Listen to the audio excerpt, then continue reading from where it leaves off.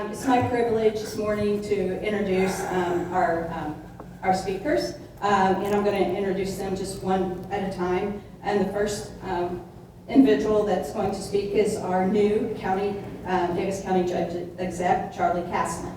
He is embarking on his first term as Davis County Judge-Exec. He served for the past 12 years, 3 terms as the Central Davis County Commissioner, and prior to that, he served 10 years over a 12-year period as Owensboro City Commissioner, for which he was Mayor Pro Tem.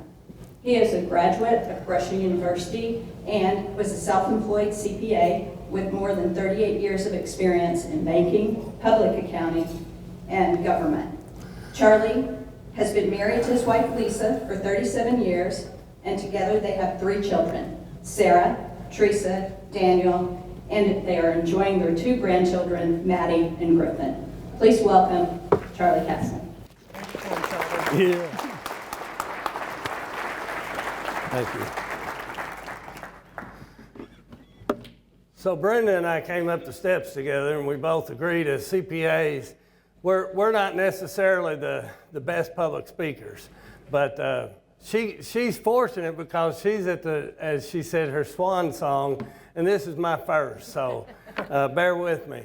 I'm going to ad-lib a little bit at the beginning. I just set an alarm, so hopefully I don't go a half hour before, and all of you walk out before the mayor gets to talk.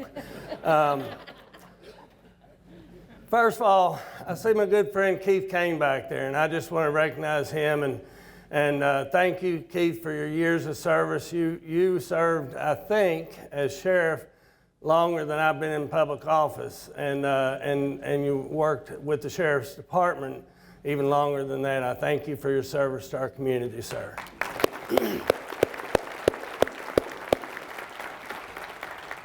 I know former Commissioner George Wathen, who served 12 years with me, is here, and I want to thank you, George, for your service. I don't see you, but I know you're here. So.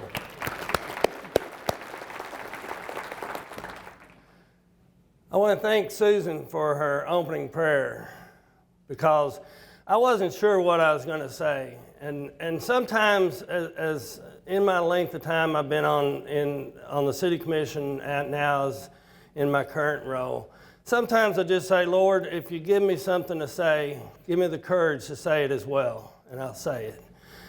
But Susan, your opening prayer was so spot on that we are called to be forgiving of one another. We are called, no matter how we've hurt each other, whether it's in our families or whether it's in our communities or whether it's across the way, we're called to forgive one another. We're called to encourage one another. And when Matt, and I forget her name, I apologize, Ashley, when they were up here, and Matt made reference to the 7,000 who gave, the first thought that came to my mind is the scriptures where the Lord talks about the widow's mite. And even if we don't have much to give, we all have something to give. And if we just open our hearts, and whether it's a word of encouragement to our neighbor, or whether it is a small contribution, whether it's a nonprofit or even a small thank you, I think we are blessed to be in this community. We are blessed to call this home. We have so many nonprofits that serve in all realms, that help the poor. I serve on St. Benedict's board. I was, at least. I'm not anymore. We're gonna have a newcomer on that board. They do such good work. And they do the good work because of all of you, all of us in our community who give so freely of their time, talent, and treasure. And I thank you for that. I thank you for being fellow citizens with me, because we are what makes this community a good place to call home. I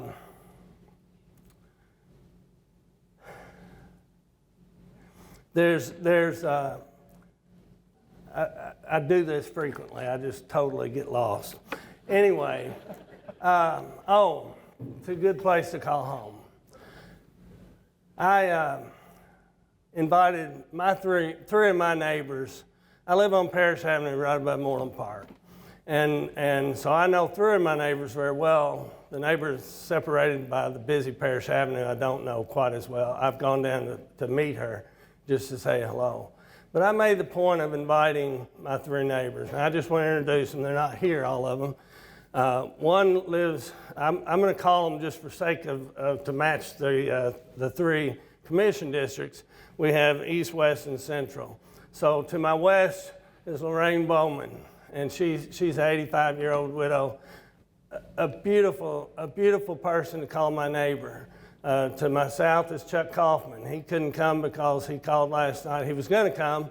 He couldn't come. I don't know if he's got COVID or just a bad cough, but he's in bad shape. And one that was able to come, I'll call her my west neighbor, Jacqueline Treader, and Jacqueline's right here. I asked her to come, and she was able to join us. But folks, I've said many times, sometimes when we go looking for a new home to purchase, and I've been, I'm living in my 3rd home that Lisa and I've owned, and sometimes I think instead of going to look at the house, we ought to just go visit the neighbors, because the reality is, and I know this because I've been a city commissioner and a county commissioner for years, there's some neighbors can't stand one another. I have been so blessed to have good neighbors at every home I've lived at. And if you do, it's a great place to call home. If you don't, it's a frustrating place to call home. But once more, I hope you're as blessed as I am, because I've been blessed with good neighbors. Jacqueline, thank you for being with us today. So my little ad-lib time is done. So I'm gonna go, let's see here. I had a couple things, okay. So first of all, as an elected official, if we look good, it's because of the people that stand behind us. And we've got a lot of our staff here today. If you work for Davis County Fiscal Court, I ask you to please stand up and let's give you a round of applause.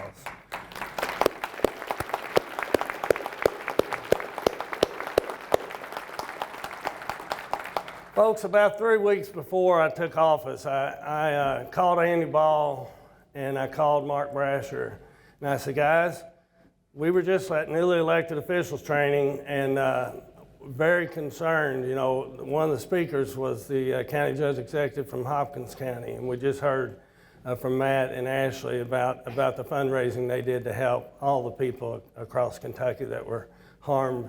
But they were the first to get hit in Hopkins County, and he spoke about how no matter how well planned you think things are, you're not ready for something like that. And so I called Andy and I called Mark and I said, man, I'm in prayer for our community that we don't have anything like that hit us. You know, just I think it's 3 days and 22 years ago, we got hit with the big F3 tornado. We called it Tornado 2000 afterwards.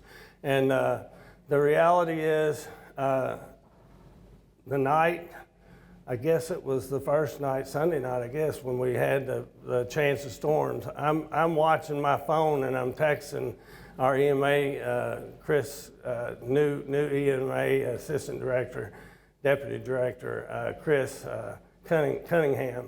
And I said, hey man, they got a tornado warning down right next to Hopkins County. And I said, it looks like it's coming this way. Is it gonna hold together? And fortunately, by God's grace, it kind of dissipated. It was never confirmed, but it was radar indicated. But it was a straight line to our community.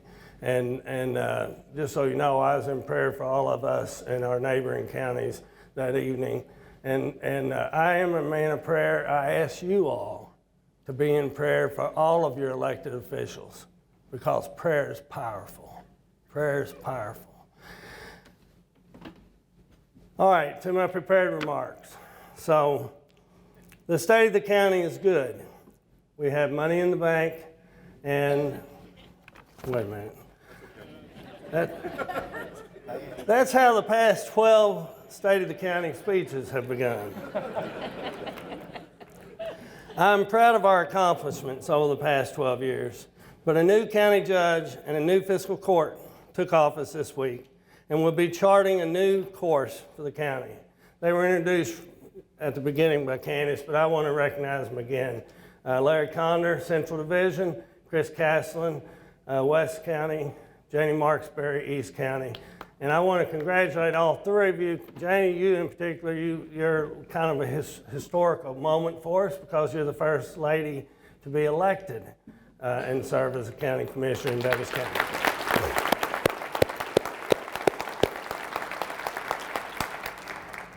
So the state of the county is good.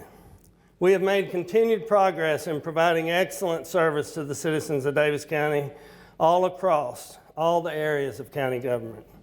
These projects may not be flashy, but the county never forgets its primary function is to provide basic services to its citizens and to provide them well. And our staff helps us achieve that. I want to highlight a few of our accomplishments that make the state of the county so strong. All of these projects will impact our county into the future. First, we committed $10 million of our ARPA funds to bring fiber internet to every home in rural Davis County. As I speak, progress is being made on fiber lines in southern Davis County and northern McLean County. And the group that's actually doing this, they told us they were going to start in the outlying areas. They wanted to hit the areas that are totally underserved before they move into the areas that are served with something. Bringing fiber internet to every part of this county will open up education potential for our school children and economic opportunities for those who wish to work from home. In our animal care and control department, we opened a Spay Neuter clinic to serve our shelter pets and our low-income SNAP program. We have performed over 2,000 surgeries at the facility since its opening. The biggest issue we face is overpopulation of animals, especially cats. Having an in-house veterinarian does allow us to evaluate the possibility of a trap, fix, release program to keep the positive effect of feral cats for rodent control without the overpopulation problem we have currently. And Dr. Julie Gray's here. I'd like you to stand and let us give you a round of applause.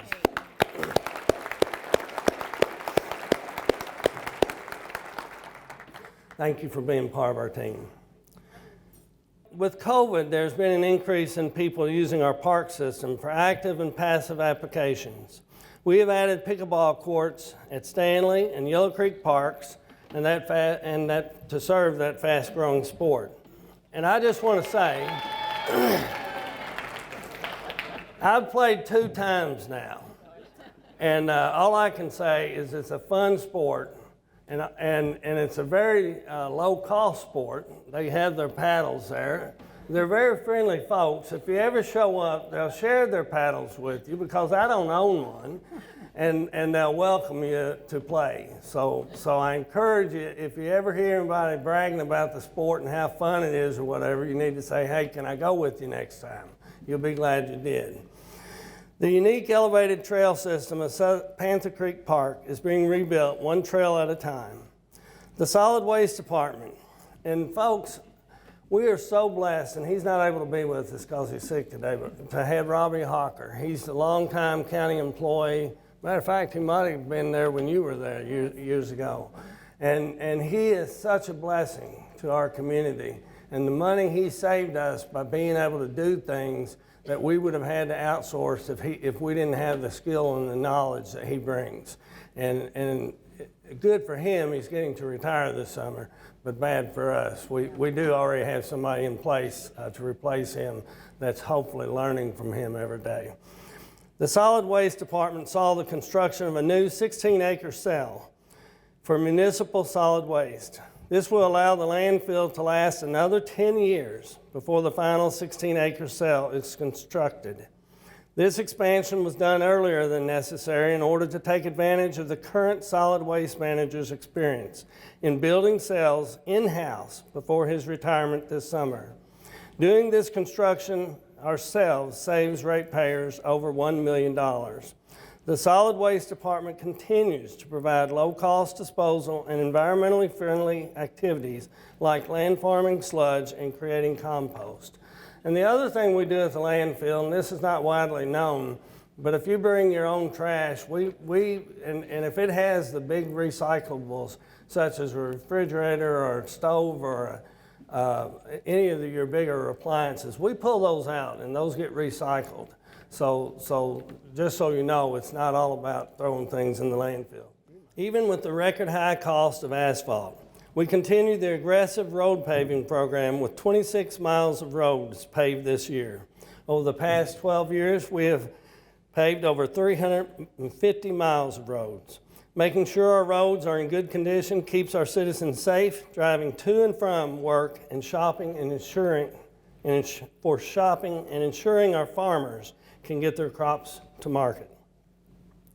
At our jail, we partnered with the City of Owensboro. And I want to say thank you, Mayor, because I know you were on board. Owensboro Community and Technical College and the Greater Owensboro Economic Development Corporation to start a workforce certificate program for inmates with the goal of improving their prospects in the job market after they are released. The certificate programs offered include information technology skills, health, safety, and well-being, and personal development. There's also an enhanced operator program that teaches inmates skills such as problem solving. Now, folks, you and I might think some of this stuff is pretty simple, but the reality is, and most of us know someone who has served some time, a lot of the folks who find themselves in our lockups are people who have made, they're not necessarily bad people, but as Sheriff Kane used to say, we interact with them at kind of their worst moments in their lives. And they're good people who have made, many times they're good people who have made bad decisions. And I think this is a wonderful program that we have. In September, this program graduated its first class of 5 inmates, with some already having interviews lined up once they get out of jail. The Reentry Success Program hopes to reduce inmates ending up back in jail by helping them find success in long-term stability, being gainfully employed, and being able to support themselves in the right way. Finally, our commitment to public safety cannot be questioned. And if all our first responders would stand so we can give you a round of applause, I'd appreciate it. Both city and county.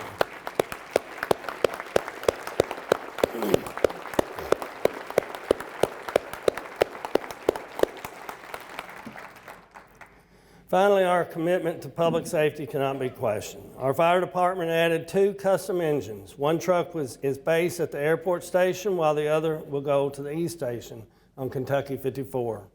The airport station has also received a new aircraft rescue and firefighting truck. We call it our ARF truck. It's the yellow picture yellow truck in the picture there. The county hired a firm to do a fire hydrant master study plan.